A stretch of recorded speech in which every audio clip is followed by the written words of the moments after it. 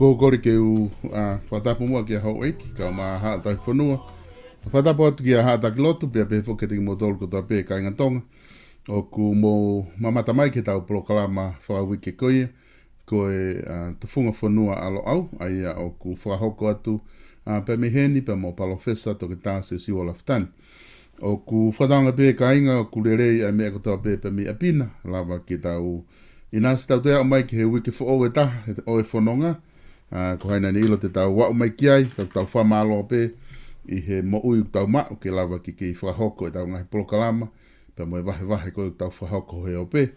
I he pongpongini, i hoa tāni whoki ko whiawhia ke tata lerei palofesa alaftani, ke i tuku whainga maarie i he ahoni ke lava ke whahoko e tau polokalama koia, ki hono analaiso e tau konistutone, e tau tewhito i konistutone koia, na e whatu e seausi tupo uraki, pia me kau tangata. Na e tokoni ke te e tawalu whitu nima, ai a kuma ke hoko atu ai, a tala noa ko ia, i he tau ngahi polokalama. Mua whanki i wakai peke he tuunga kui ai whapolitikare whanua. Ka neongo ia e kainga, au ku wilopeko e ahoni na whakaukauhi kai ke lawa e tau polokalama he ahoni, ko e mate mai ma uhila ka ku ofu apita ka taha uhila, na ufama ui mai uhila ke i taimi le pe, ki tau musi ipe, ka ku koloa pe ku lawa whahoko atu i he hoatani. Professor Alaftani, whewhe hake pe a malo mua e tau te mau e ahoni, whewhe hake a Ken Pelana pe mo e tuunga kui ai COVID-19 i he tainimi, mo lockdown koe ngai whetu i Aseriana, ko whamalo pe ke kei hao, o ku te ke mao koe, sai pe whoki nak tala mai ku ke o si huhu COVID-19, ka ku mou whewhe hake. Alo pito tonga, ako tui pe o ku ongolele atu pe a ku tala noa, o whita i pa ko whamalo i he tau wausia, aho koe ni, pe a ko whamamara tu he talamalo e whanua, lo tu pe moe ako, kai ata ke hoko te tau porokalama. Koe COVID heni ko pia lawe ki ai tato ki hoko atu o ku aro apito ke lahi apito ko vi apito New South Wales.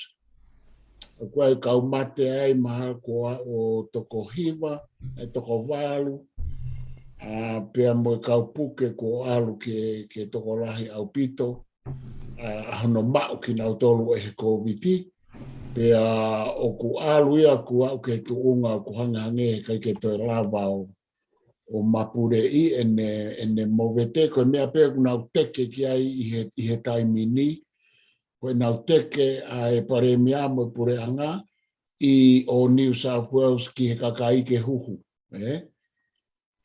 E koe kau mate koe ni ko o si hoko koe toko lahi taha koe whahinga na te kai ke huhu. E tuku koe hange whahinga na mate pe koe tau motua. Pe koe o si mahaki ka koe mea koe ku alu ke ai ko hinga koe ke toi lava o mapurei. Pea koe solution, pe koe vete ki anga pe ke ki whasisi i. Ko hono koe teke mo whamalohi e kakai ke na wohu. Ko alu foke ngai state ke heka ko whialawe pēo e nea o mai ka ki mautolu. Na mau loka wike taha me wiko o si ke wikeni. Pea ku hiki hake mau kau mau he COVID o mahal ko osiwa noa tai meni na ta hiwa. Pea toi whaloloa lewa mau whataputapui ki he wike ua.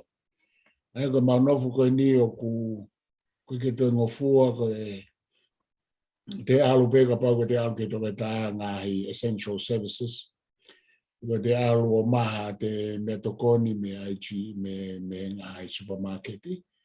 Pea tuke ngahi ngā aue mahino pe. Pea koe tu ia taimini mau loka wike taha alun ke wike ua. Koe mea pe whaikai toka ngā e tonga koe tau ka inga tonga pa hange koe mawhanau, koe whangamokopuna, koe mea e whaikai toka ngā ko nau tolu ku nau ngā aue ki tua pea mai heni pe whok maua i apino whakarere pe ma mea kotoa mi hene lo au mo i mea ke e pro se ke i apino. Ku ke mao horo maua ai whai ho haa ki e mawhanau mo whamopuna mo tau kai ngā mo ka kai pe whakaluku fua. Te whito ka nau tolo ku nau ihe ngā aue a ngā Ka koutu i tonga koe tuu ia o aho ni heni pea ku i kai ke toi ilo pa koe haa a mea e whae atu kai mau whanonga mau molo mui wae pe ngā i whanua koe ko o si hoko ai COVID tu whanua wesi te mo u whanua kehepe. Ka koe ki o ngongo nou pe ia ka koe klawe i pe o ku malu pe te masi Princess Kalauni te pouto a Ukara pe ke Princess Kalauni sinai takala ka maa foki a taine Princess ko la tu fui peka ko tala whakau la hia a tonga ki heni pe a mohona ka inga heni o ko lawe i pe i kuilo i o ku lele i pe. E wha foki a tonga malo. Malo apito. Professor malo apito ai whatala noa kwhai pe ko tui ko mea mahu i ngā beia ngahi mea eni o koe ke tau lawa te tolu o mapure i ene hoko mai tato te whito ke tiki mo tolu hena. Mau monu ia heni no slani mau ke i hao pepa me he o warepeu ki asiha haki fo i COVID i he pota pea o CIP o koe ke mau pe ke hao ke community. Ka neongo ia, koe tunga wha politikari koe kui ai a tonga i ahoni. Mahalo koe ngahi mea pe, taha pe ngahi ongo o ku whiawe aki holo he mitia social e hi tainimi koe ko hono tukua ki koe ni pe ko hono whakaha e he talavou koe ni ko afi me mounga ai hono tukua ki koe ia o tahine Princess Vilolevu na tala noa ki ai pe heke ni ihi kehe ki he whikau aki pe mo drugs ka koe ngā ku mahino mai ni pe me he ongo koe ai nepitu no o ku nau whapapau i mai koe ko o si whakahu ki whamau a ngā polisi, a hono whakailo e he loea pia mo e timi koia, a whakalao a princesi, hono whakailo e talavau koe ni, ki he o eke whairi civile, o eke e paanga tahamano ke whaitikite e taha, a ke whaitikite e ua, o ku whailo ki ai matapure koe ni. Aia koe ngongo pea ku mahino mai me tonga tainimi o ku hoko atu ai ngā ue ki ta whaaki koe ni ki hono hoko ke whamau a ngā ke wakai iai ai a koe hae mo oni o tu kua ki koe ni.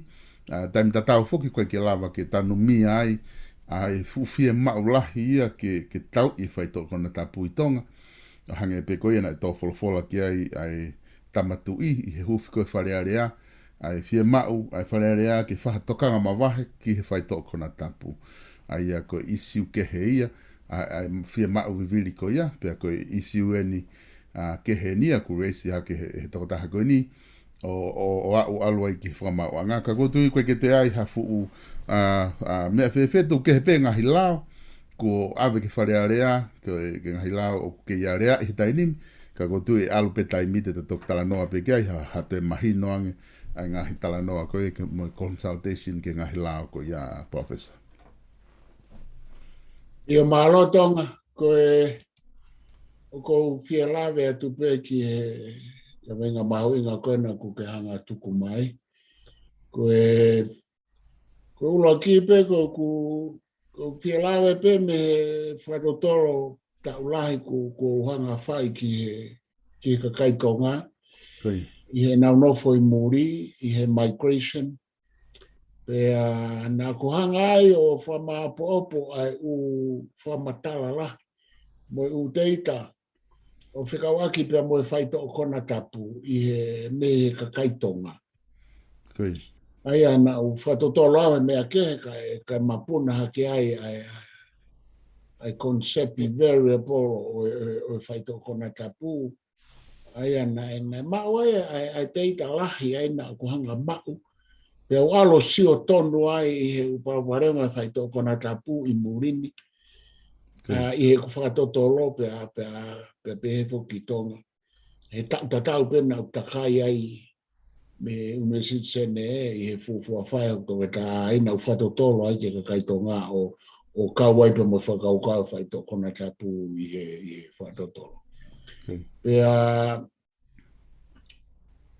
pena ko whatoka ngai ai whoki koe paroparema whamamani lahi, kukai ko hame aia ke pehe ke fo'ou pe ange ku whawhoku whaa e ne hanga kapa ka sia ai community tonga i ku ngā ue ko ia ki he misitsane pea.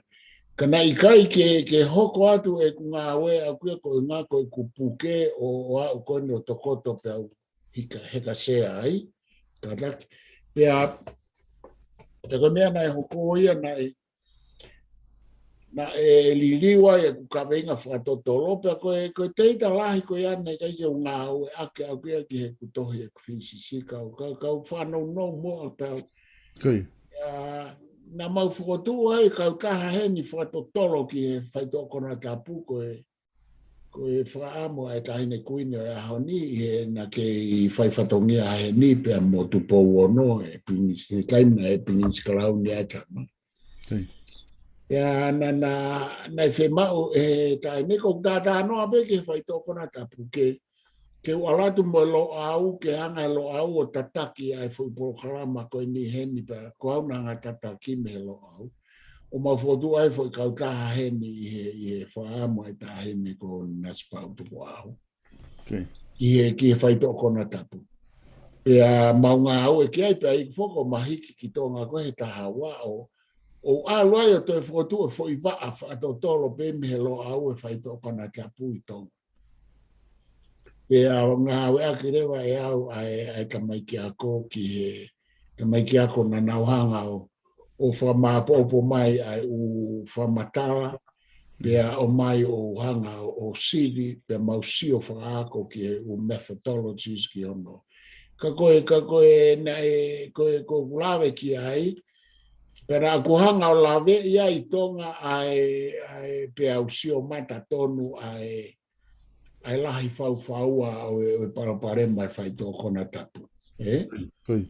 Pea alu ko ni ko tawa o eni ki he tau wholofola mai ai tamatu I he ne whakaamu ke whahanga au e rewa he koe paraparema fuoloa ni au te ke whai e hapure anga ia hanga au e lahi ki ai. Pea koe tau wholofola mai ai tamatu I koe ke lawa whatongia pure anga pea koe kai ke toi hao ha whaamiri tonga koe mea au whamamahe ai mea koe ni ai ta iai hataha pe ko haki I reka pe ko hato toko ua e whihia he whai toko na tapu I to ko whamoni a aku I tonga o ku moanga I usio o ku koe ke ha whamiri e hao e kai ai e nau kaunga ki he mea e kaunga o kai ko apehe ko haloto ki ai ka ko o ware ko ma watu hataha pea ngā we aki o whamoni ki ai ato ke tā mapa puloka. Ngā we aki he whonua e whai toko na tapu ki he misinare, koe to tongi ako, koe kumi ake mea to koni, ke he atu pē ai kakai au nau whai e unga au e anga maheni whakalao o ku lere pē mea ea koe. Pea ku whetu kuaki at nau tolu nau hanga o whai ngā au e koe ni ia ki nau tolu pe nau whetu kuaki pe he ku kau e kau taki pea. Te tau hau ai ka koe whakatokanga mai whonga e tamatu I ke whaha ngā au e. Pa koe ni whai kai ngā au e pure anga koe ni e kulawe I nau ate whahinga mei muri. Kau pālangi o nau whai ai u whakatotolo pe ku kamata rewa ke asi mai. Koe mea koe ni whekawaki mea mo e kau hau ki ai e tonga ke whaha kulawe ki ai. Mea kono whekawaki pia mo e case koe ni tahine Princess Pure a Charlotte Piloreu mafle tuita. Koe uhinga koe tokotaha koe ni na e whai holo e ne upo kalama pe ke whai to kona tapu koe ke ufuilo whai ki au ki ai. Koe mea pena kulawe I ko e ne whai holo e ne polo kalama pe aku tuku aki I foke he taimini o pe he whakapolitikare ka ku kai ke ai kai foke e whema umea foke ia koe hangi koe uporo kalama koe a ana na e whai.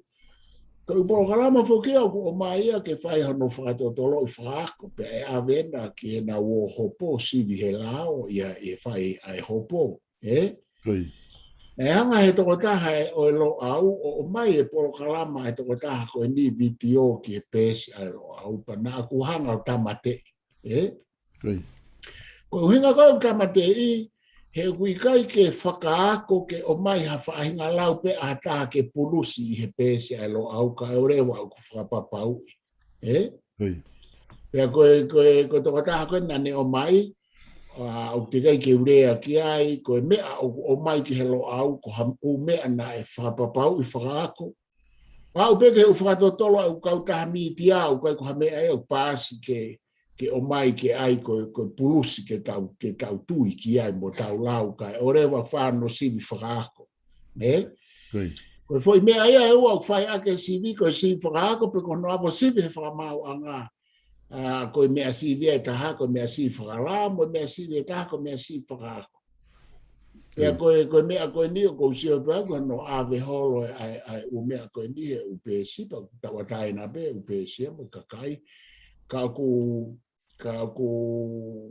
koe neni, tawa weni o whakailo, tako taha koe ni, koe ki tau ilo tato ke whakaikiki, ka koe whia whakao se ake e tonga. Koe whare alo, na e te eki ke nauhanga o whakailo a hataha. I tau tuku au mai, pe aku maari e mea koe ni, e ku pehe whoko, poua he patoa ai, e tama koe ni, koe ke uilau ki ai. Whemau ke whae whakatotolo ia ki ai. Whakatotolo mahina whaako ki ai, pe mahina mai a he hopo. Pe koe toki hoko he mea ha mea, me whare alo, pa kou tui o ki ai e uhinga whewheka ki ai e timi whakalao e tahine princesi. Pea koe ngai whakamooni o kuna mau he koe taimi kou whai ai ha whakailo peheni, o ku uhinga ia ku mau ai u whakamooni ta pau ki he umea ihi ta whaake taha.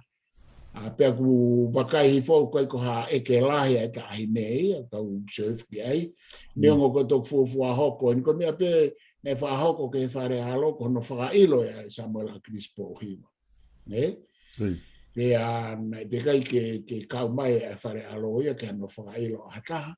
Ka kua lahi foke umea ko whai ka nau tolu paraku e ka kai e whanua me ngā hitu kua ki loi. Pea o ku malawa re wai tonga, ko e tau kei tangata ko toa pe, ma ko whakaukau e tahine ke ki ai, pa koe ki e ke taha mano pe, koe ke ne fuhanga o fuse foi e ke he koe foi tukua ki i o ku furi ki vanu ono whai umea konu asma he tukua ki i, ka koe na e whai hano siwi whamoni me whamau anga, kai ke ka koe epok fo o ia tonga, pa koe kai ke tau ilo ne alu koe ni, koe hae ngahi mea e hoko mai, i e ola o e fo i whetu kuaki koe ni pia moe hopo koe ni, ia e hano ngahi tawhaaki lelei, ia hano ngahi tawhaaki e kai lelei, pia ka pau ukwha politikare mea koe ni, pe he ngā ea ki he patoa, halo koe mea nia tene malawa ea ke ne hanga o toi whakataha i mai, mo vete a patoa ke nau whakataha. Koe ume ai a kurahe ume o ku pūri ka e malawa ke hoko ko ngā koe mea koe ni ka te uwhakawoke atu e tonga. Koe mahina o pito profesa ko hange koe na ke whatara noa ki ai o koe mea fo o weni o ku kai ke whaanga maheni aki a hono hanga e whare o tuhataha me whare tui o whakailo o ai kakai. Ka ku a poki nei pehe e ni ihia me he time ko tala noa i ai ko ki tamau ki aluholo pe o se whai tuku aki i pe nai whai le hono whehu ia ka pau ku loi e tuku aki i ko hame o koe ki whai hanga e whakalao ki ai pe koni ku a urewa ki ai ku whai ngai whakalao ki ai ke o ku he kai ke halai ai ki tamau ai ka urewa ke whai e process ai tiu process e whamau anga pea ka toki ia whakantuku me ai, pea toki mahino rewa ki he kakai whanua, koe hai tōkunga kua uki ai. Ka koe kakmone pito professor, koe konga ia ki he no tau i koe drugs, pea mai tukua ki i koe ni, ko o mai koe ni ki he toko tahani. Ia pa koe tau u konga pe nia tonga, ki mea kou whinangalo ki ai e tu, i he mapuna hake ai e u mea pe koe tukua ki e. Ko u konga penia ai hala fononga ke whinga i ke mahino o kui whē ai whaito kona tapu o ku hu mei whē ko hai e kautaki o ku pehe tukua ki i o ku nau toko nia. Ko kamataani ai hala fononga ki hono siwi. Ko mea koe ke ilo po mo oni e ai whaitukua ki i koe pe o ku lo ie ko mea ke hei ange koe mea ke ta anoa ke ai mea e whamauanga. Ka koe ngahi hala whanonga pe nia ki he tau whanonga atu ke whainga ke whawhai to'o. Koe whai to'o ene taha, koe tukua ki i koe mea ene, koe tukua ki e. Whai lo ene he tahine kuini, he tahine princesi i pure, koe mea who'ouia ka kuka ku hoko. Ke whimau koe ku alu ke lahi ai fo i ka veinga, koe whai to'o konata. Koe paloparema, ko paraparema ai fonua ko pau ke asma e o mea peheni ai mea peheni o ki he hopo ka ko tau kumi ke whainga ke whakasi mo whakama ai paraparema ko ni pa ko ha mea o ku whaoa ai whaitoko na tapu e fonua ne whemau ke whai e mea ki ai whemau ke tau whai ka atoa e mea ke whai ngā aue lahi ki ai tonga ka ko eni o ku ikai pe o ku wa mai ke me ko ni ko hopo ko ngai konga pe hala fononga i e whelawa ke e whaitoko na tapu.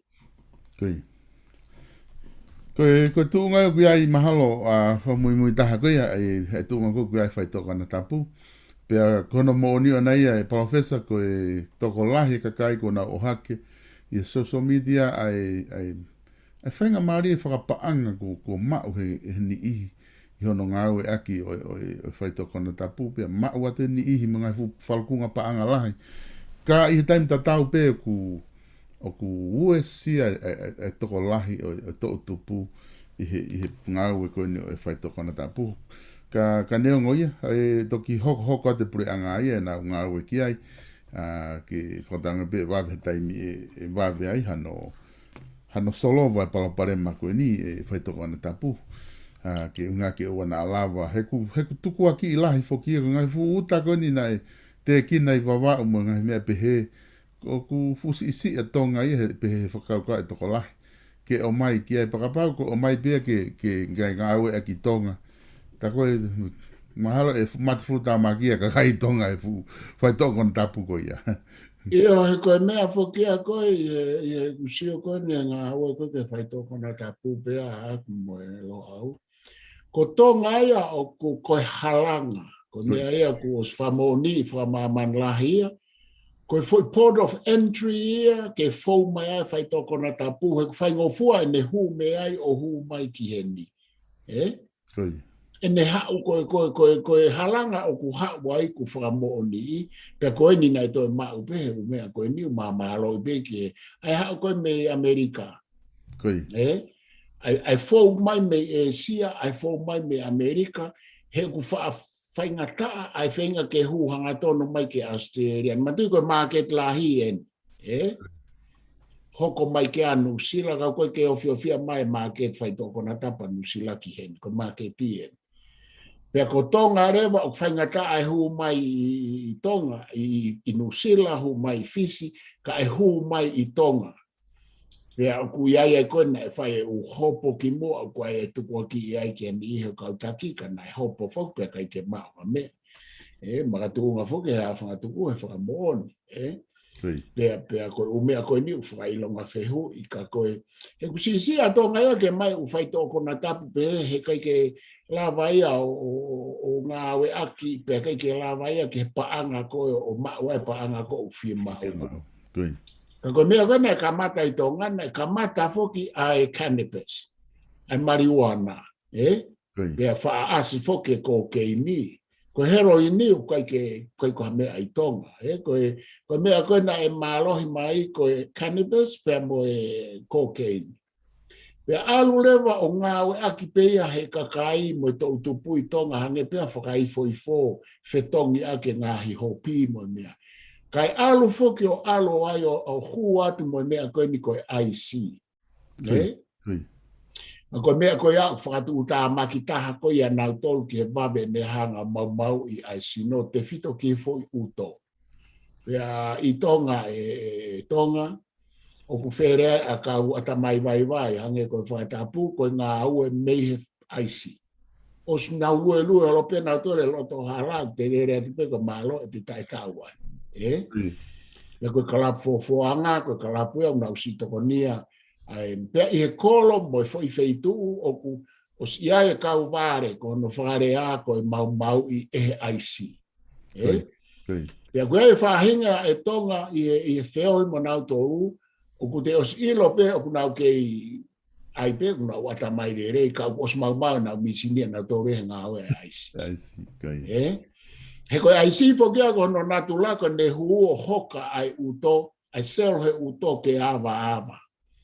Pea koe palo pare mai tāna mai whātānoa ke mo toke tā mapapuloka he nau talanka mapa. Ko pau ke whenga mālohi ke langa whare vare he whonuani ke laha. He koe kau vare alu ke lahi au pito koe ngā aue a aisi. Ke he vare whakanatula, ke he vare ia koe upalapare ma stress hange koe mea he ako, moi ha. Pea ke he vare ia o ku alu ke lahi, koe uhinga koe aisi koe ne mea u whai ke ata mai. Mau waweange aisi ia i hato whahinga whai toko na tapu ki he uto.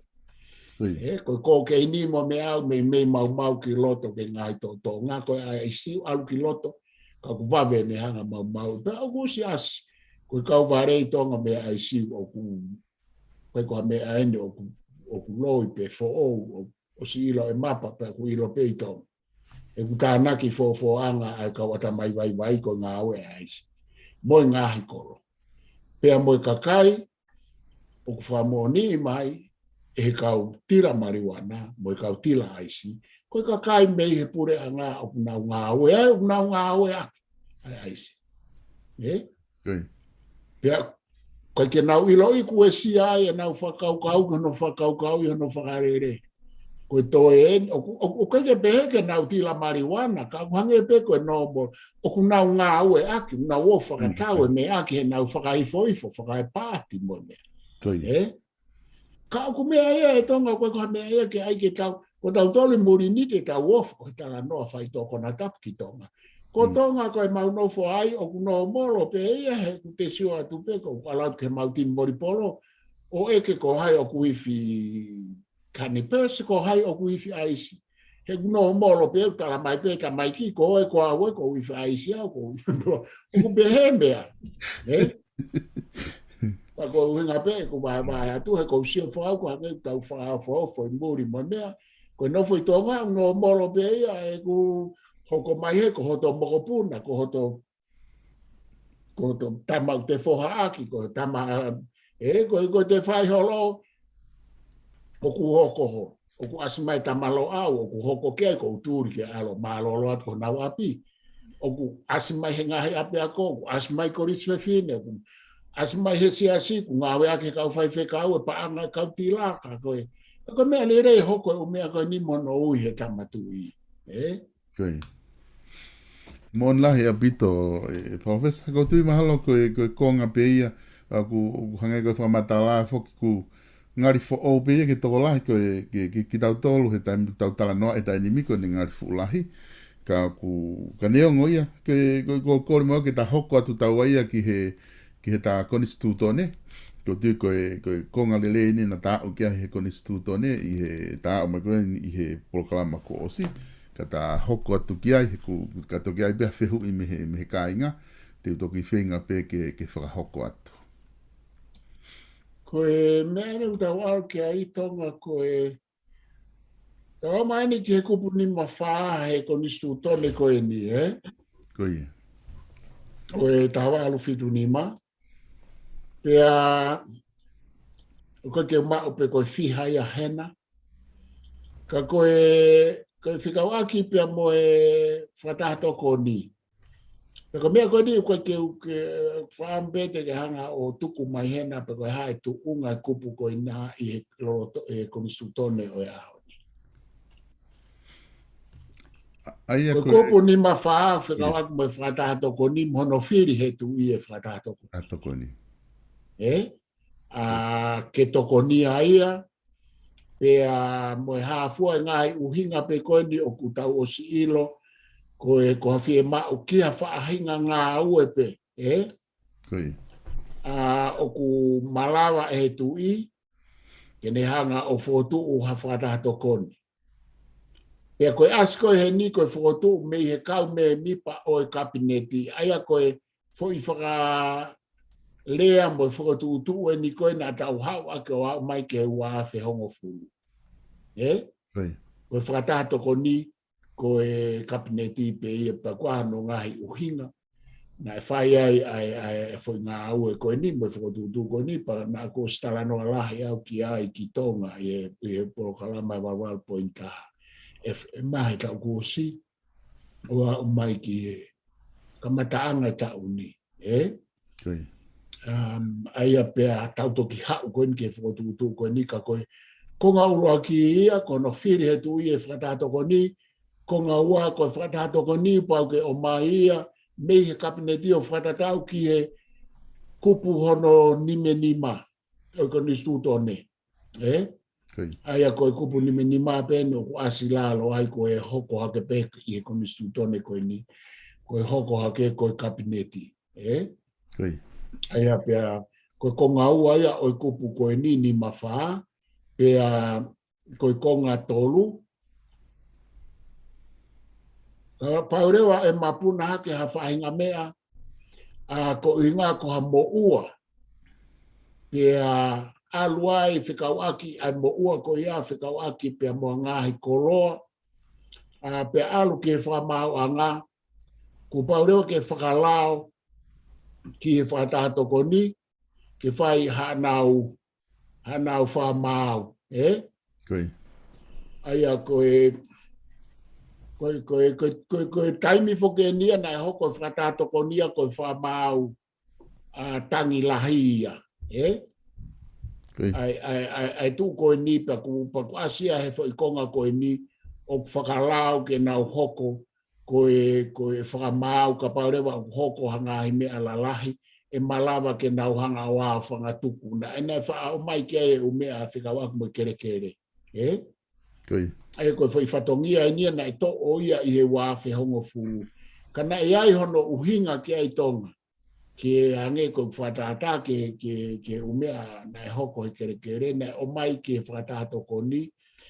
E na o mai rewa si o rewa ai kabineti mo whatape ko e whatato ko ni. Pea mo tu i ke u historia o mea ka pau ko ha kere kere o hataha. O mai rewa ia o whakakaua kia e tala e whonua pea mo ngai whakaukau pe he. Aia ko mea ena Maria e mea ko e nika na e veteki foki e nia. Pea veteki pe ko e niku toi nau toi whenga pe ke whakahu atu ke whamau lahi pe ko whamau tangi. Ai o mea o e tala e whonua ka na e osfa o pe fokia ke pe he i he fo itu uko e ni. Pea nā ku tau ka vei koi ki mua na e iai e uhinga na e ai whakatatau. Ki anga tu o whaunga au e whonua mo e whaunga e konistuto ne ke kabineti pe ai whakatahato koni. Ka pau te ke toki whia mau ke utanoa ke ka kukai te utoe whe tanoa ke ne lahe utanoa a koe ki ai ki tonga. Ka koe konga wha osi o e kupu ni ma wha. Ka kui kai whakalao ke whakatahato koni ke nauhanga Io, o whaatape e fo mea koni ke nauhanga o toi whamaui ke civil case, Koe ke whaata ke nau ai ha criminal case, Aia koe fo i mea ia koe nei wha o mai ka nau tolu ke nauhanga wa whangatuku. Koe mea lai pena e hauia ke ai koe whakatonu tonu e u mea whakere kere. Pea moha toi u mea ke he pe he koe nuk whaatape, ka te whafoke atu tonga kupu kon ke whatata ko nipa ko ke wilo ko ha ene tu i he lolo tonga ni. Ai ka kupu ni manoa ini e profesa i he tu kon e konistuto ne he ahoni ko e kupu ni manoa i au tala noa ko ia ki he whatata ko ni. Ka koe kupu fuko ni ko e whetongi ni he lao wanoa o i wafi hongo fulu. Ai mea kona na ke lau mai, Okay. He ku hange kona e ke whaha mai ko ho lau mai o ku whiri a whatahato kone e kau me mi pa me he kabineti. Ka koe ke hoko ia i he kupu koni, ai koe kupu foko ni ia ai koe kupu ni manoa ulo aki ko pau ke whanofa tu i ha whatahato koni ke whare ia. Ke whatahato koni ai ni ihi, ai ia e whina ngalo ke e tu i. E kau ke nau kawai. Ai koe maha koe konga koe akuri riu ia. He wafi on fulu. Ka pau koe hopo whamau i he whamau anga whanua. Whikau aki mga hi tofia. Mga hingotu whaholo. Ko pau e whakalao ki hataha. Pe o yongo whaha ai ke ne tang ki hatu i he whakataha tokoni. Ai ko pau ke ne tutu uni ai whaunga e whahoko a kai tangi. Pe koe tutu uni ai tu i he whakataha tokoni ko pau e a whangatuku. Aia mahalo koe tala noa ni ke mea whakakere kere. Pea koe kuptolu rewa e ngofua ke whakataha toko ni i ha tutu uni e whakataha toko ni ke tutu uni a ene ngahi whaunga ngā ue. Aia koe ngahi kupu ia tolu o e kupu kona ku ke lau mai i he liriu koni wafi hongofulu. Aia mahino pe hena tonga ko ku whehui atu o mahino au pito me hena a e kehe a whakatato ko ni mo kabineti, O mahino o pito ia heni. Aia ngā koe ke to e asia ha kaunga e kabineti ia i he tuu koni i he lahe tainimi, Ke asi pe ai foi tawa taina ko ai tu I ke ne firi. Aia koe me aia ku asmahino mai hena. Pea moe ngahi wahe e tolu koe na uke lau mai. Ai uaki ua moe tolu. Ai a koe fo I whamawa e wā ia. Kai kei mau pe umawhai koe o e tu ia I he loto kabineti. Isak I he loto whatahato koni. Ae pe na ane mau I he whatahato koni motua. Io. Koe hako e whai konga tolu e tonga kātaki. E ngofua ki he whakatahatoko ni, iha tūtu uni ai whakatahatoko ni. Ke tūtu uni a ene whaunga ngā ue. Okay, okay. Ai koe whaunga ngā ue ai whakatahatoko ni te tok tūtu uni pe ke ai whakatahatoko ni. Ai ku mahina pito pe ai fo i tau ata aina koe ai tu ko ia, Koi. Sa pito koe me aia koe ku hoko e au ni e fo i mawai, e fo i wha mawai mahe ko ia, Koi. Koe mea ku maari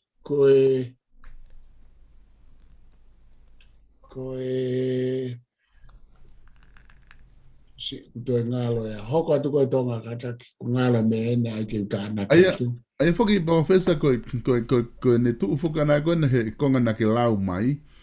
Koe kau minister foki ia na e Filipe ia e tu i he taimi ko ia. O nau kabineti, pia ko nau tolu pe ia, na nau o mai ko o me mipa he whakatahato ko ni ka sea tu i. Ka koe ne tuu i he kupu fo o ia koe ni, o ku kei Filipe e tu i ia kau me mipa ko e ni whakatahato ko ni.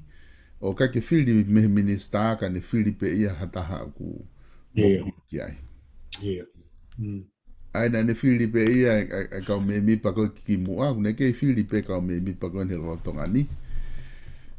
Ko fe mea benia ku mahino lahi i he tu ko e whakatahato ko ni he aho ni. O ki kai ki te kaunga ki ai kabineti. Kana u, na e hau whuki hono tālanga i whakaukau ko ia. A hono whenga i ke te whoki pe a kabineti o whakatahato ko ni. Ka sea tu i he. Ka he aere he kai ki te whiri he tu i e kabineti.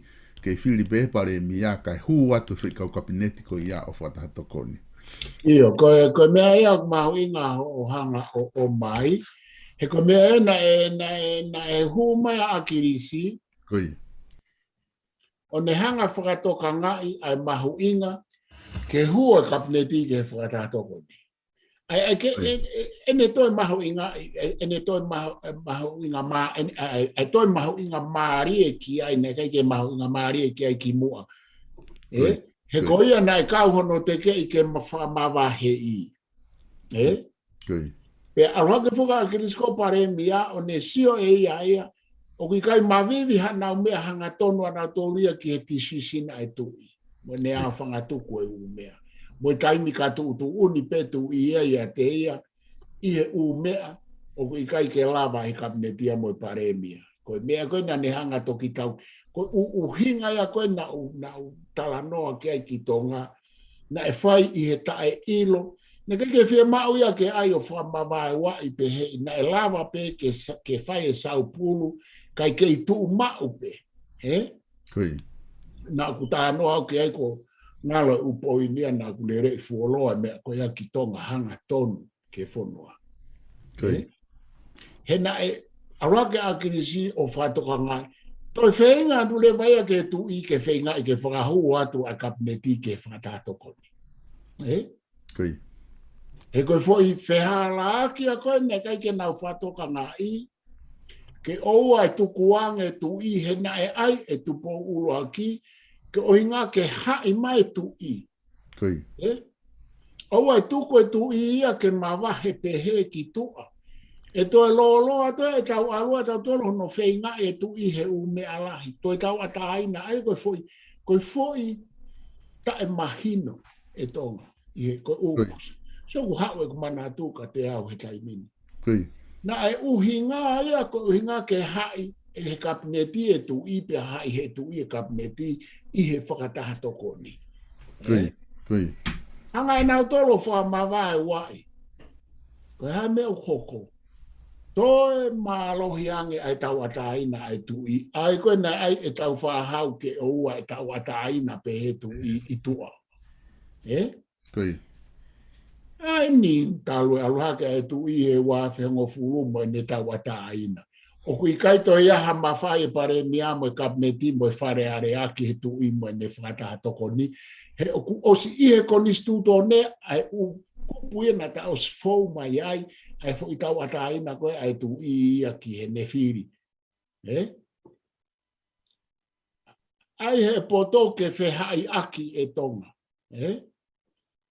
Ke oua e tu utau ataina au pitoe pe oua e tu utau ataina au pitoe.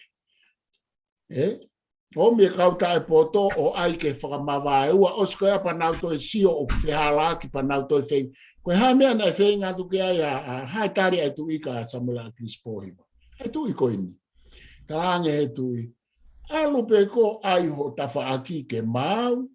Kau aia e ku tawhaaki ke mau. Pe tatok whakataha pe taua he tataim whakataha ko. Ai tala mai fuko whakataha tu o taha mahina. Pe koe tu o taha tu o ua mahina. O se koe atu alaka mo pare mia koe ni o ahoni a whaiwhikau to kai taa. O iwa tu ene toa o toi alu atu ke foi mea tatau o tarange tu i. Maha koe na whakataha hono ua ia koe o si ene hoko koe pare mia. Whai atu ene toi ki whakarea. Koe kalaska atoa koe ni na nau whai e foi mea koe ni o kou tā noke. Kou tā mahino kato. Toi alu atu whai atu ene ki whakarea. Ki ta matui ko ni e na whakataha ua ki poko e ua. Whe ke o atu ha nau kau whaafofonga me kabineti. Foi tai mahino tatau pe koe nei whai ki mua, wa mai ka Samuela Crispohiva, o toi au mai ki. He koe taimi ko ku nau o hake ai ko, o heka he pare mia me kabineti, ne kai ke nau ilo i foi tuku ai mawhai pure ko ia. Pia nau sio rewa kui kai ke nau toi lava o ala atu ke tu i. Mo whakataha toko ni, pako mea e koe o kunau. Toi o atu ai o kore atu e fui tai mahino ko ia. Kana e o si hai foke e tau whahau se ko Saupulu, na to ton ke Saupulu pe na uhanga ayanga Samuela Crispohiva he osi ai fui. Wafi hanga fulu pe mo. Toke ka Steven Halapona o ai hanga tōna ka nau he mau whi i meri aki. O talangi, osi ho mou foi mea nai whai, pe osko i au toi mawhai lahi mo pūre ange pe atau ataina ange tu i ene tu upe anaya mo ene whakataha toko. Ni koe foi poini ko i ana kuai ange ki he mau kau i meri toko lahi he ose foi diri. Pe au kou kei tu atu pe ai he koe ni ku nau o mai pe o toi kore at ke tu i ke nau whakakau. Ai koe nei ai e tau whahau ke whehai hai e hai mai tu i hai ate kabineti i he loto whakataha toko. He ka pauna nau ke i lere whakataha o Saupulu pe o mea. Koe ke pe he au ke tae Saupulu hau. Mea o mea ia ke Saupulu kai puke tu i loto. I he whakataha toko ni moe kabineti ke lava ke nau a o atu kia. Koe hai mea he tai miniku ke toia o hataha ke tu i me whakataha toko. Kau atai na free kau au pito nau. O koe ke pehe ke nau free whai teria. Free kau he oku whakaata e he ukupe ko nistuto ne ai fo i mawhai ko ia. Koe oku mahino koa e tala noa atu pe i kaito. Ko ia, profesa ko tui ko mata vai ia ku lava ke whakatoka ngai i he ahoni. A hange ko ke tala noa ke ai ahono tukuange ko ia tamatu i ke mawahe mo ene whakataha ko ni. Ai a foki o kai ke hanga e he kabinet, he kau minister kabineti o whare i ke tamatu i. Ka e whiri mai kau lo ti kehe pe ia. O nau hau nau tolu o whai kono whare i mono whakalere. Pea ku hange pe ku aske ku tolu koni na talau ko ni.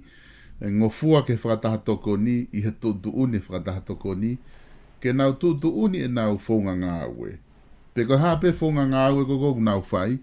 Ko o nau os whangofua pe i he koni stuto ne ke nau tau ataina ki ai.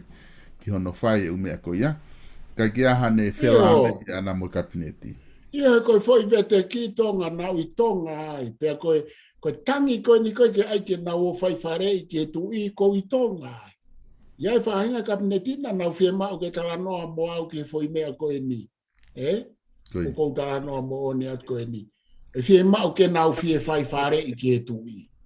Ai ke nau to fai fare I whanganga uru na nau hanga vete ke fo I mea na e la vai ke nau fai fare ke tu I e kapneti na ai e tau whahau pe hai mai tu I pe hai atu mo ki nau to. Ka koe mea koe ia. Os koe ia, se ke foi vete ki tonga.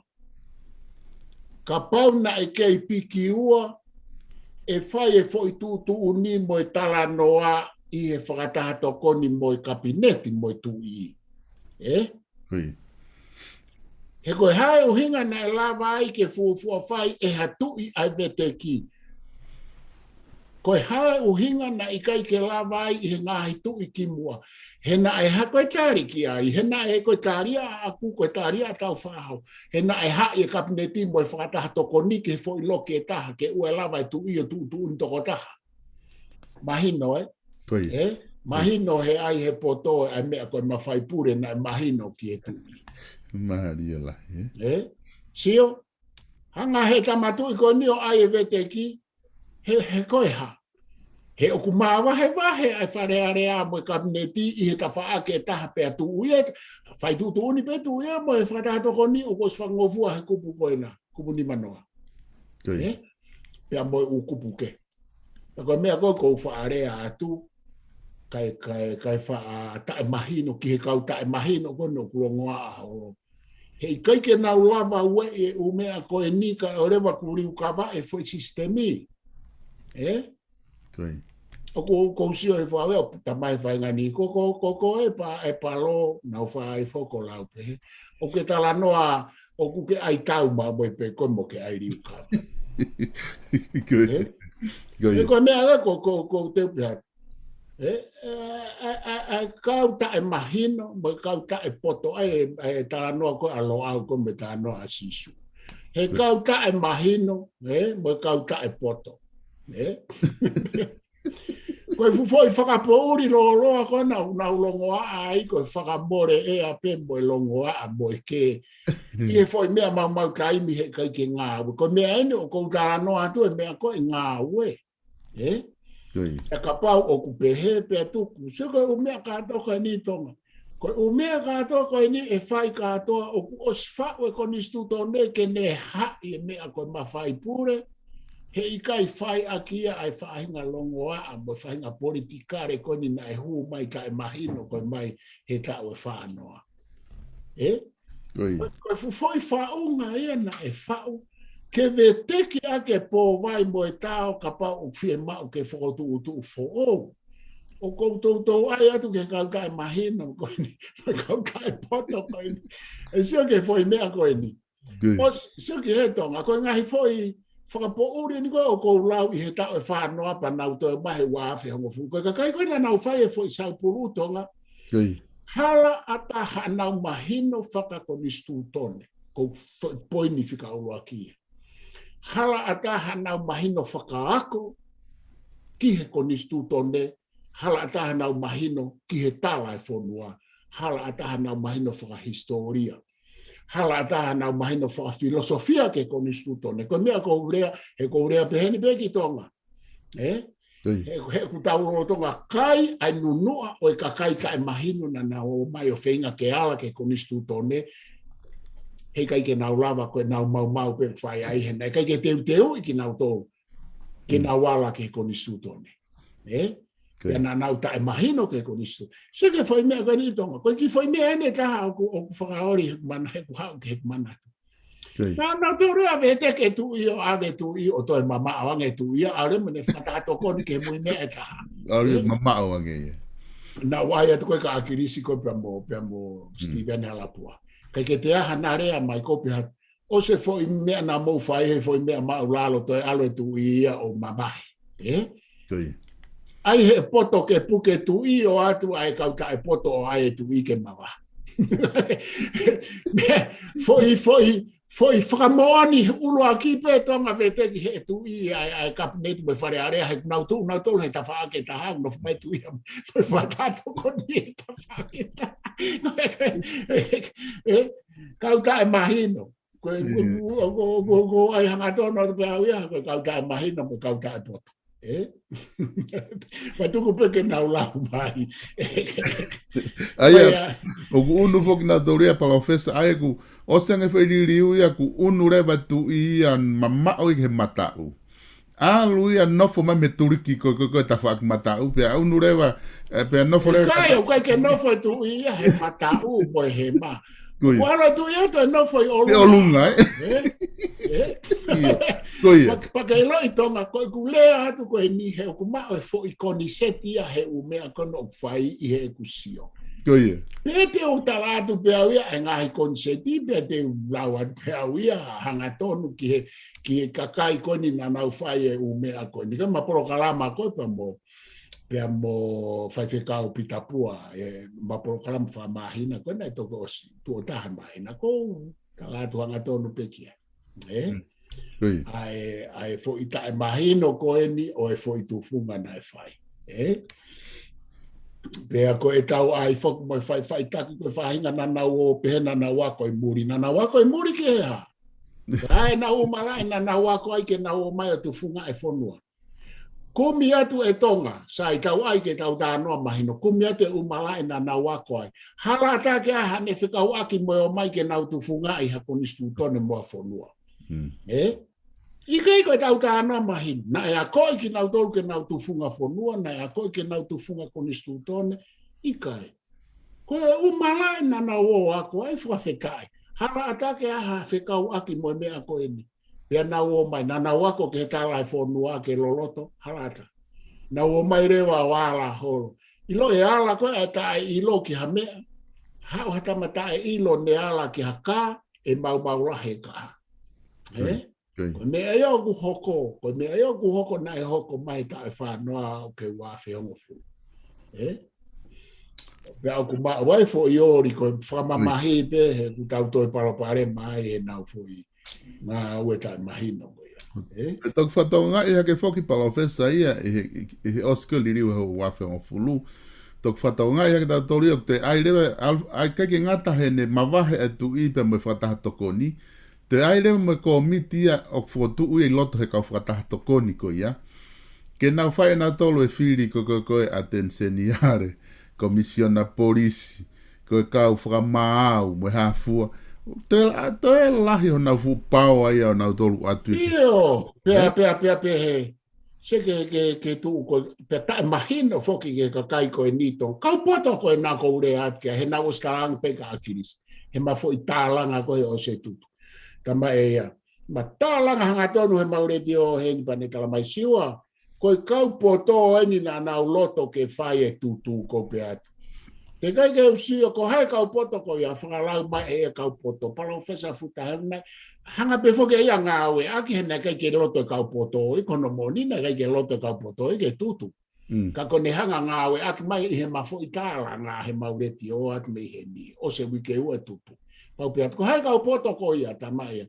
Ko palo whesa futa helu ko whai ke kau toke tā amasona. Manaki mo me ko whapapa ka nau tō ko e kau taki lelei pa nau peki. Ko pe hatu le wa ia. Te ke usia kau poto ata mai kovi moni na na loto tatau mo ko ke tutu e fono. Ko foi rea to ki ata samala kispoi. Ai ni o ko to ai atu ko hai e poto. Na ai ke mapolo kalama mo fai fikau pitapua. Ko hai e poto o kutala mai na e poto kai sio atu ke foi mau na na hanga fai ki e foi fauma. Ke na lava fo tu ke lava ke feta ofi ake mafai hanga e nau tolu hange ko whakarea. Se ke foi mea katoa o ke te o mai. Hanga reo nau tolu o whakaata e tu i mo i whataha tokoni a ana. Huka hanga tonu pe tu i a ke tu i whamantui ka whamaulahi ko hono hingoa na e ai he tau whahau mo i konistu tone ko i tu i whamaulahi tu i e ua. Ko i tu i ko tupo wono mo i tu i ko whamaulahi. Huka naua e olunga he fo i re volo ke heia. Ko inga ko ngā ue kau tae poto me kau tae mahina koina nau whai fo tu koe. He na e uhinga no ai e kau whahau ke loka e tu i he whatahato ko ni pia mo kabineti o puke ai pia o mai katoa mo u mea ai tu i koe taha ai tu i whamaulahi o huka ke ai ke ue lava o tu utawa taina. Wate kau tae potoma, kau tae mahino ko ni o nau whai foi mea, pea toki tu utau ataina. Koe hae toi mea koe. Koe hae toi mea ke toi ai he tu ia e ne whiri a tenseniare moi ha i tua. Ka koe uhi ngā koe nau hanga ai, mo ni petu ia. Mo ni petu ia he ne toi tāri koe ni ke alato a pōhiwa koe ni. Toi whai e tu pe fo i kore tatau nai whai a kirisi ke whakakau ate kapineti ke whatatou. Toi whorofora tatau petu i ke kama koe na. Alo ai ho ngā aue ke sai, whai pea o e ko ngā aue, ka toki whakataha petu o, whai tari tatau pe. Mau e nau whai na toki he tu i koe ni, ai koe nau tala tufu mau au pito e tu i koe ni, he kai ke palafu holo noa ia holo koe me tu i koe ni, he koe tu e ni a. Me maasta au a ia, pea o ku tu i eni, o ku maalunga taha e ne ako he tu ai kau tu i. He kai ke alatu koe a whenga ke kākā holo moia. Ai a koe umea re masio, whai ka atoa atu koe, nehange ko hota anoa. Pea na osi koe ia, sia ke kau tae poto, ke kau tae mahino koe. Osi koe apa nau toi tangi atu ke ua toi whiri he tu i ai. Hai komisiona polisi moi hafuai umea koe atenseniare. Ke nau toi tangi atu na nau hanga ai e tu i ke mawahe ki tua. Koe kutala atu koe ni kau tae poto, kau tae mahino. Ka pau kua hataha o kune pehe ia ke hao ke matalanga he mea koe ni. Pea ai mai ke whekewheka ke hao tālanga pa ni lava malu i mai e ne uhinga. He koe hinga he kai ke utālanga mahataha o usia pe u toi tae mahino, pe kau he kau tae mahino koe. Whakamore atu ka kupau peke tau au, peka tuunga u tau talanoa hanga tonua. Kono monia nau kwa ke whie tālanga au muhataha, he koe kakai katoa koe ni o kupehe koe kau matao tau, koe ke nau matao tau nau tauria he foi kakai katoa koe nana nau whai, nau kau katoa. Ko au pe mahalo mo e lo au na te kai ke mau kau he u, mau kona i tonga. Kau katoa, kau ate nisi, kau ate kau whaife kau ate kau takiloto. Ko uhinga e kure tau atahe nahe ko au kou kei hao. Pea po parofesa e na fotua kau mo e lo au, te ke mau whai matoro ha mea. Ko mau mea pe whai ko no tala atu ai u mau koni ku nau whai. Pea ku tau kai pe o nau inu, o tau inu pe mo tau kai pe ho no nunua. Ko viko ku te alo na whai tonga pau toi kau mau o no inu, mo kai e nunua e nau mau koe. Ko tui ko ne mahino o pito ia e parofesa e fo i kupu koe ni, e tau nofo koe whakatahato koe ni. Ko ngā pe e ta nofo o tala noa fuoloa ke mahino fo i kupu koe ni, he kakau e ni he fo i tuunga ko kia he taini mi o ku whaihono tala noa i au pito. Tau te fito he tala noa ko he ngahi whiri e ha, mo e fulahi e ave mawhaika hai. Kai ke tari ui mai ki he ka fua mo e umea. Io, utala noa mau taimi. Utala noa mau taimi he ko e nau fo i ngā aue. Osko ia. Ko ngā aue ia ai tae mahino mo e tae poto. Osi e ne whai ngā aue, oska pato e no fo i alau ki he uwhehara haki pe o e ne ngā aue. E ko ngā nei kai ke whakakau i lelei, nei kai ke matala, nei kai ke māma, nei kai ke māsila, ai atamai nā nau whai ngā aue. Aku whakahela au pito tonga, ke hau hatahai au tala noa whakapoto mai ka te au i he tufunga whonua mo e whaunga e whonua. He kou sio atu pe o sio ke ta whaake ta ano mui uluna e kauia i whe. E koe nau tū katoa koe nahe kai ke lava hata hai a rea hangatonu mai ka te au he nau whihia katoa. He te uhokae atu pe koe e uhinga alato tū o hūho no mui ulu. He koe uhinga hana te kai ke maukau mautoro ha mea. Umea koe na whenga tu kai lo au ke taata ofi ke ua hoko e umau koe nika na kai ke whanonga mai ke hata. Ai e parofesa koe ki foi o waifo ke whakaukau na e pehe. Whewhe ka pau, mahina pena e whiri he tu i e kau minister ki mua. Koe kau minister na nau whare i he kabineti i he whatahatoko ni. Ai ka koe whehu i ki ka hapana aliriu pe ki foi mea ko ia. Tukuange pe ki he paremia ke ne whiri e kau minister. Pea ke nofo petu i ai o sea whakatahatoko ni, pea me mi pape ka o minista whakatahatoko ni. Pena i mei fe ka pau na e na whai ki fo i riu ko ia pe guai ha whainga uhinga whakalao ia pe whakasistemi o he kai malawa i ke whai ki fo i mea ko ia. Ia koe foi whakatu ia tahatonga. Nai mei lava whai e mea koe atonga. Tui. Mei lava whai tonga koe poini ke puke tu i loto whakataha moe kakai kou pehe o kupure.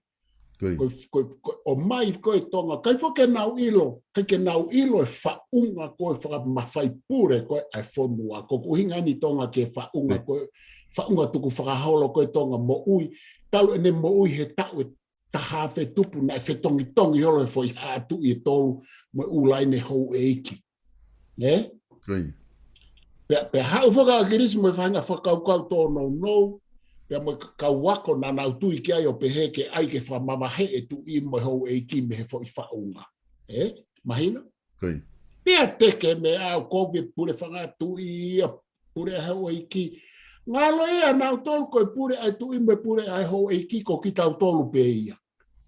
Kake nau sio nau tolu e koe tau lau pe ka tau tolu. He koe tu i me hou e ki o ku tau piki ka atoa na e whau e fo i sistemi o la lava ka atoa pe tau tolu koe tau hau ka atoa pe me fo i mea ka. Ka koe kau tae mahino, kau tae poto, kau tae ilo. Hareo nau tolu tonga o whenga i ke whamawae ua a tau tolu pe i loto. Koe fo i whaunga ea koe he tau e taha whe tupu o ku fufu hono u konga he koni stutone. Ta kua pau ke ilo ki ai ko ngā ke ilo ko whe ai fo inati te ke ala ki ai. He ko ho ala hala pe mau e ume ala. Pea nau o mi rewa pako nau mea nai whai. Ko e nau tau wha kui holo he fo i whaunga o kutai mahino e ne whikau aki. Pea mo i whaunga motua. Sio ke hange ko hofo tu kou whai mai. Na ai os whakamawa hei ai mawhai topu tapu ia i he hau a historia. Pea whakamawa hei ai mawhai pure ngā ue mo e toa i he hau a historia i tonga. E tonga, na e ikai ke ngā ue ia he nā nau toi whakataha pe nau tōlu ia e hau a historia. Oso no, koe uhingai nā tau ai. Pe hau rewa ka tau whaahau pia whewhe. Sio a tau whaahau na ikai ke lava o mawahe au pito na nau toi whakataha pe nau tōlu ia o hoko ai tau. Malanga e rewa sa mala akiris pohiwa kawai mo palofesa futahelu mo hai fua ke ai ke ceremoniolo whakalangi hanga pehe ko au pehe a Britania ko peke pehe fua Britania. Ko Britania o tui fio ma fai fa politikare o tu i mo ma fai topu tapu o ku hai i u la ke mo tala e fonua. Pena e o si feinga ai tau lahi e fiha Britania ke veteki na kai ke naulawa veteki. Malanga i loi pehe rewa tonga ia. Pake sio, ka koe foi ensinia tau whahau na e sio tau whahau koe ke ngāwe. Hangarewa tau whahau o toi whakatahai mai ma fai topu tapu mo ma fai hau. O whakatahai he konistu tone. Ai koe nei to tonu ke tau koe ka kai koe na o ma fai foi ensinia tae mahino. Ke na wilo na to mea kono ko ta no ke ai tonga. Hala he fika mo lau konga. Ke na wilo na to tonga. Hau na to ruia. Mo fufo i fra na fala ko ai ke te ke e topu tapu e tu i ke mawahe ko ke whakalangi langi. Ke na wilo na to ruia o ku hai e mea ai fo i whaunga lahi o hai he konistu tone. Pea koe fo i mau ia koe tonga mau lahi a koe nau tae hilo. O nau hanga rewa whenga ke whamawai wai a eni kou hoko. Koe fo i whakarea koe nage whaimane nai. Na e tonu ke hai pe ai e tu i e mawhai topu tapu me mawhai whakapolitikare o te tau hanga o ai he kua lalawa katoa ia I whonua, mlalawa ia tautou. Pea ua ai e fwoi whakaukau pe he tau mawahe, mei he kai tu e tu I mo hoa I ki he ikai. Oku ikai ke pehe, fwoi whaungapa, oku ikai ke pehe, e tau nofo a tautou ria I tala o historia mo e tala e whaunga e whonua mo e tala e toto. Nai ke he tautou ria o te tau whaiwhai tātik no ia tautou ke hu whonua ke he, nai ke he nauto. Kai. Ai koe nau tāanga whaiwhikau I tapua. Ko tautolu pe he tau e tahawhe ni mange au o te kai ke pure I ki tautolu e ha whonua. Te kai ke pure I whemau ia ke tau nofo o sio ke mahu inga e fwoi mea. Ka toa mamani na e pure tu e. Ka paurewa na tau hao he tau e tahawhe ki he ni mange au. Tau whemau reo ke tau ilo le leiki ai he koe tau ataina mo nia. Ko ki tau tōrea tonga whakairi whia e tau ilo a tau tōrea ke mea koe mawhai pūre pe Naomi kau misnare mo e ngahi pūre anga hau nau ilo na e ilo e kau tō ngā ki ai pe nau papaka ki ai pe na nau ilo whaingata ke nau huka tau whaahau. Tala noa nau tōrea pūre anga hau mo e whakaukau ko iau tā noa mā tau whaahau iau nau whetau blaki nau tōrea. He koe uhingaha na tau pūre anga hau loa te kai ke pūre maha whonua ka tau tōrea ta e ta hawhi ke ta hawhi tupu. Mea koe au mahu inga au pito ika te au ke whonua. Pea kou tautou tala noa pekia. Sio ke mea koe ni. Osko ia. Na e mei lava peke tau fix pe foi mea na whai e longa I loto he kapneti ma whatato ni. Hange ko holau. Popo au ki ai ko whotu e ta. Whiri mai he pare mea e ne kapneti o mai ki loto pea iai mo e tui. Ha e tui ai ke ua lava o mawa. Pena e toi mei lava peke whiri mahi tu iha ni kau tama whatahato koni o tānaki ki ai ka nau I loto katoa ke nau meiti sisi mea mai whonua. He koe mea ene ngā ue ke whonua. Pena e uhi ngā no ai tau wha.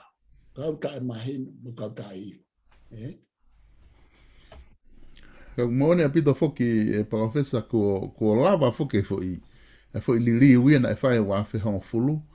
Pea koe, hange koe na ki whamatala na e kore kia he pare mia malolo, pea koe na e mahe tu I ne tari, ke takta whai pe ne ta whaaki tok whetau laki pe mahina o whata. Na e toe me aki pe whoki hange koe na ki tala noa kia he pare mia lolo tonga, na e nane kore ke hua tu ia ki he whataha toko ni. O ka uai koe ngā kene inform he whataha toko ni, whikaku mo ngahi ngā ua e pureanga. Na te talange pe tu I tari tatau na folfolange tu I me tatau pe alo pe o faha mo me me agona na ke fili ho kau fare I ka o tu pe au mo ka fare I he ta tok fe tau laki pe fa he mahina kotoa o tala noa he me ko fe ma ki tala noa ki ai rewa ko ne tu ana ia ko o ne hanga o mai fi fakau kau ko tau te feinga ko ke te whakafoki ko fo I hala lo mo oni o fainga ta e tau te whenga I koko ke convince tu I ke te saini halao ke malawa pe ia.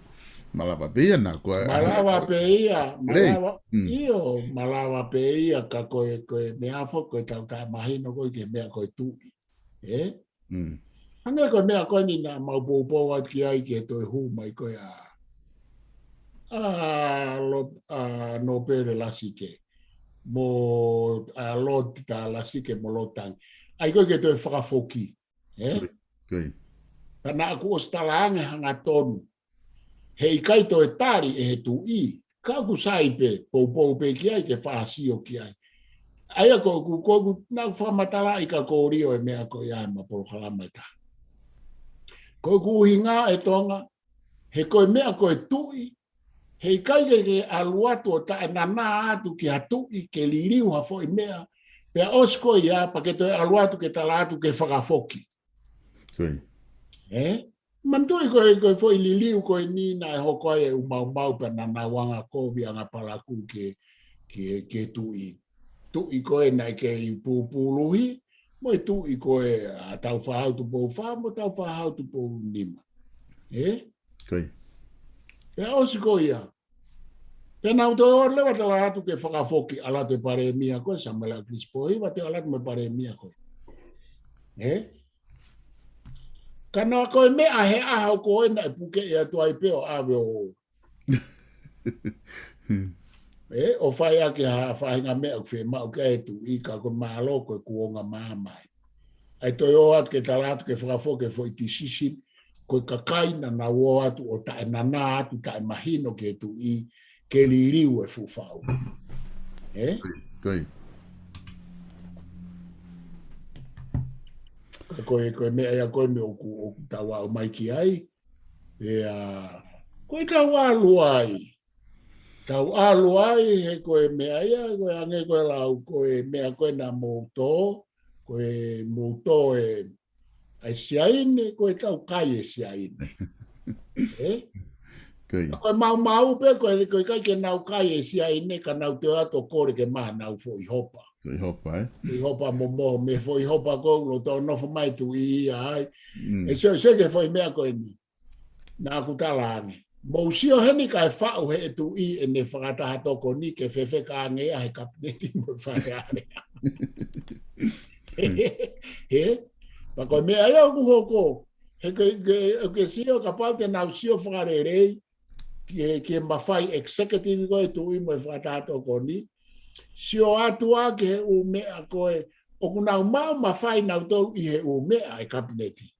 Toi mau mawhai mai tu i ia i he u mea, ka ko mea kusaya aku maria ai tonga he kulava tu ia mai me fatato ko ni ke mafai ka kama ko mafai pure ka kama ko kulava tu ia hu mai ke o tala mai ke ne tu uni mo ne fo tu me ke na fai mo ne o ko ke na la na do hu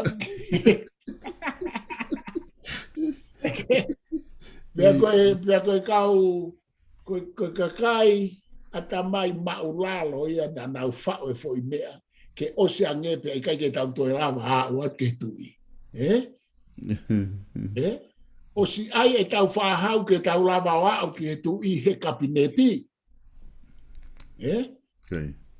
le ka pai to firi he tui a ne fuka u fa ta ko fuka ha fa fika ke fa ngata ngata to firi pe he tui a ne to ko wa no ke fa ta to ko ni ke fa ko ni stu to ko ne he ko tu ko kai ni ke me maria ai e tu whakai a ko, mo tu whakai ata mai, mo tu whakai ilo, o maalunga nge kakai o no foi whakatato ko ni. He kakai e kabineti mo e whakai are. He kau lere, sige whakamea na tau whau. Ko ta pes ko i tonga he umalae, o kuno foi a mo tu i e whakatato ko ni. So ange ke whainga mea na tau ai, ke tau ai tau toru e ke ave kato he tu e ka kai rei ka tau nofu tau tomo e. Ka kai maulalo, ka kai maulalo lahi. Koe, palofesa koutui koe, te tatuku aki pe, ta ngata pe i kupe taha koe ia he ahoni. Koe ngā ku wholoa e ose ta taimi. Koe ngā pe aku fia ka kai he nau whanongo ki he, unga ku te mahino angi hana tala noa i koe ni o tau e whakataha toko ni. E foi kupu koe ni ke whakataha toko ni. Ka ke whama abopo mai pe. Ka te mea ku ke loto ke whakakato he ta whako e whakataha toko ni. Ka te toki hoko atu he kupu koe hoko i he wikahau. Koe foi lea na whai ke ma programa mo whai whikau pitapua. Nā kalani. Mei he tu o tau whaahau o au ke ahon. O ku ikai ke utoi whaapa e au hataha e tonga. Koi. Koi.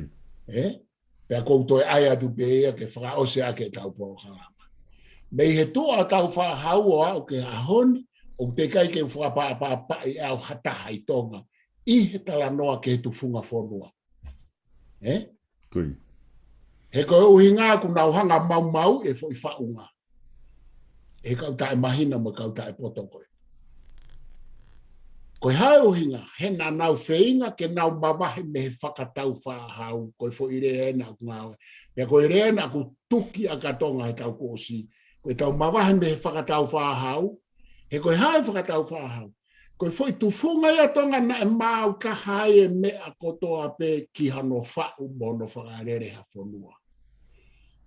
Pea koe uhinga ia o kou piki ai, pea te piki ai o whakawhekiki me fo i platform a tau whahau.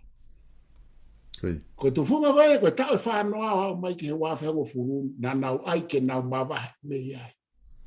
Kau ta poto kau ta mahino. Ai ke na ma va me he fo me ana ne lava fa u ka to ke ka kato ha fo fa unga fa ka ko fa ka komistu tone fa ka lotu fa ka ekonomika mo me ko. Ko ko hinga tonga. Ka pau o ko ata mai lele he kai te mau e foi fa unga e kau lele te hanga pe o kapi mono ha foi fa unga pe. Ka ko uhinga ko i kai ke ata mai lele i pe au mai rewa ke mau sai ko fehu i ko fe foi fa unga na wo mai ke fetongi aki. He kui kai ke foi fa unga ko ke nau ilo e nau to ko nau tano te mokalati ko haina e ako ke te mokalati. Ko hai he kakai katoa ko ni na e ako ki he te mokalati ke hau tala noa te mokalati. E kia hata hai. Ko toko taha peo, toko ua peo ko ilo ina na ako he malai ko ni o tau pot ki o lunga ko toke taha malakai ko lo matangi mo toke taha pila waske ko toko ua peo na ako tau potu he malai ko ni. Sa ina kai ke na kau nawa he tufunga. Ko kakai ko na wala ki ai ko kau tai ako katoa ki te mokala. Kai ke te ukatau atu ai ko ua whalai atu tonga ke lava e tau po kalama. Ka guai pe taimi ke tau talatu hanga tonu pe o kui kai ke nau atamai lerei he koe mau konu nau whai. Kai ke nau atamai mahino, koe ke nau atamai poto he kutau inu. Ka pana kai ke win mo kai hono nunu ana e sai pe ko me ape ko toi kawai. E kawai mo ku fa na mo ku fa mo ko puna mo ku fa mil na lo tonga fa ngata ai to ai to. Kai ke ko o fa la ke tik mo to ko fa la tonga malo bito ka tau tatawai. Malo pito professor, malo pito e proklama ahoni. O fat ka te koe ka toki whelongaki i he wika hau hoko atu e ta proklama ai.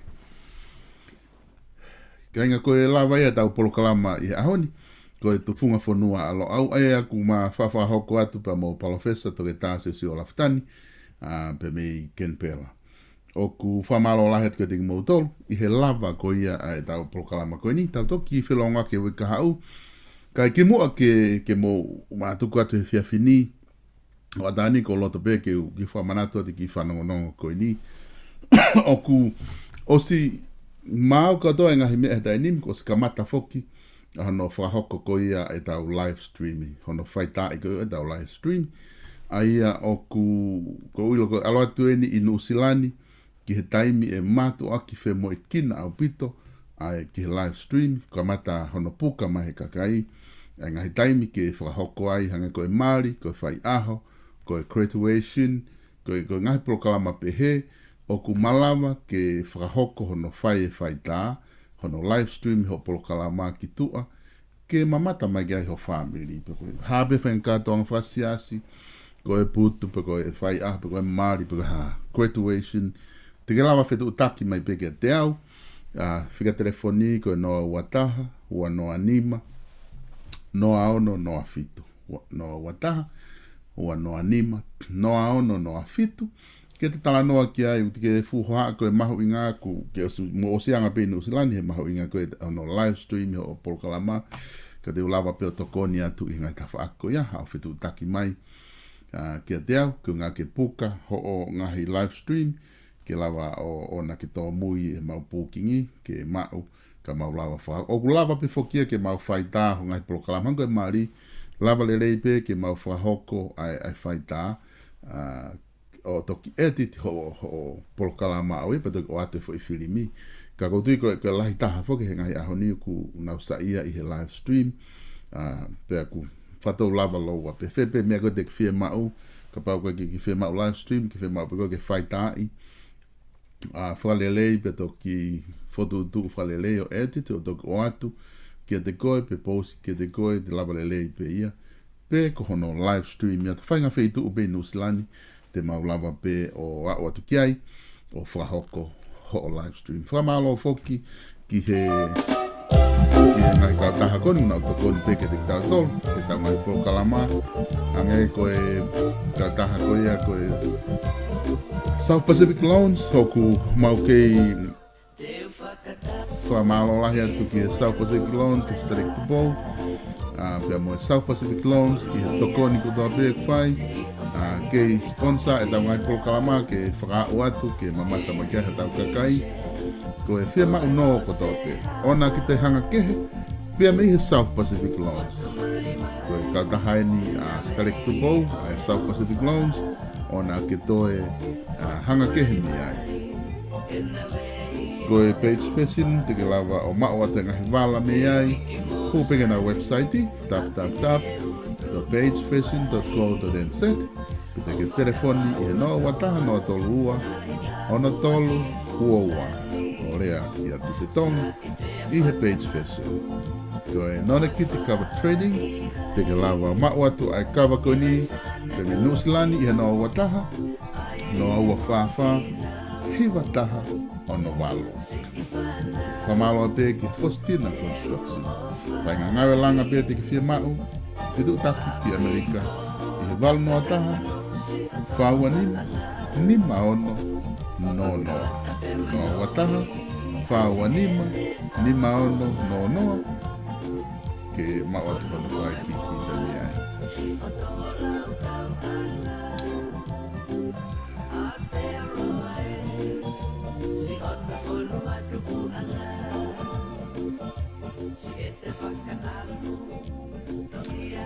Koe lava e tau proklama e whewhini, tau toki whelongoa